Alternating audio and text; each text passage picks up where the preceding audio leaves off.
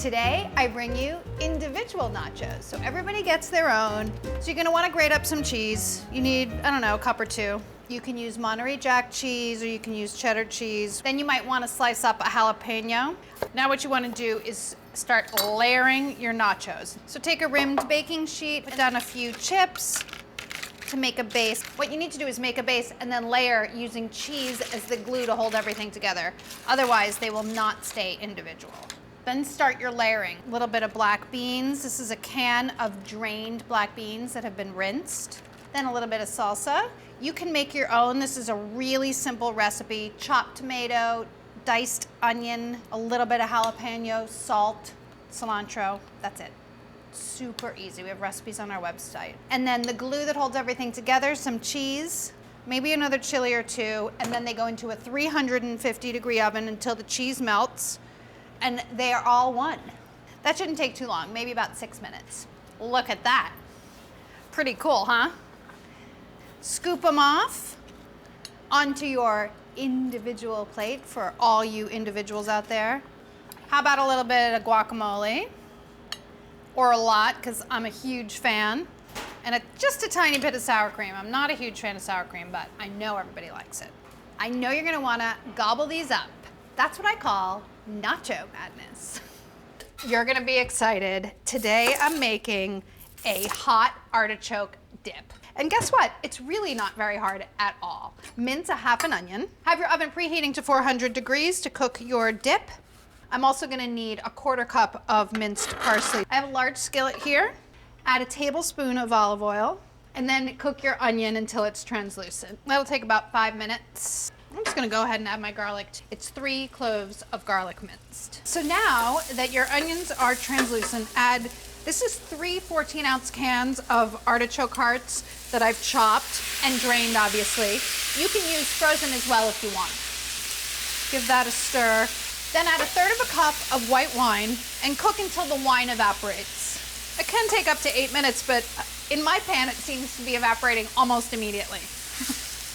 You need the artichokes to at least be hot at this point because the last thing that you add to this mixture before you stir in the cheese is some Neufchâtel. It's 4 ounces of Neufchâtel cheese, which is like a lower fat cream cheese. You want the cream cheese to dissolve and sort of coat all of the artichokes.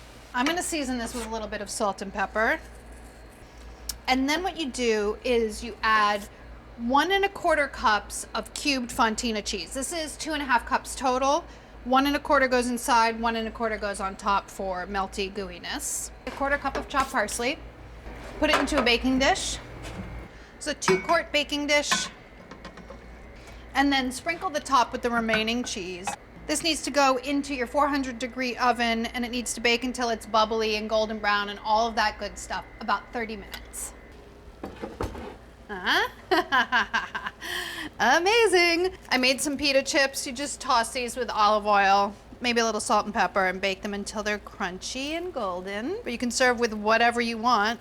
Rich and delicious and perfect for, pretty much any occasion. Need a winning wing recipe? I have got one for you today. It's a Sriracha glazed wing. First thing that you need is 1/4 cup of soy sauce. You make a marinade, you marinate it, and you bake it all in the same place. 2 tablespoons plus a teaspoon of white vinegar, a tablespoon of Sriracha or other spicy chili sauce, and then a 1.5 teaspoons of toasted sesame oil, 1 tablespoon of sugar, and then the pièce de résistance, as I like to say, some grated peeled ginger, 1.5 teaspoons, give or take. Add that to your marinade and then just whisk it together. And then to that you add 1.5 pounds of chicken wings. Turn them to coat, and then they need to marinate for 30 minutes, turning halfway through so that both sides marinate equally. Once they've marinated for 30 minutes, 375-degree oven. Bake the chicken wings, turning halfway through until the glaze is reduced and the chicken's cooked through. It'll take about 30 minutes.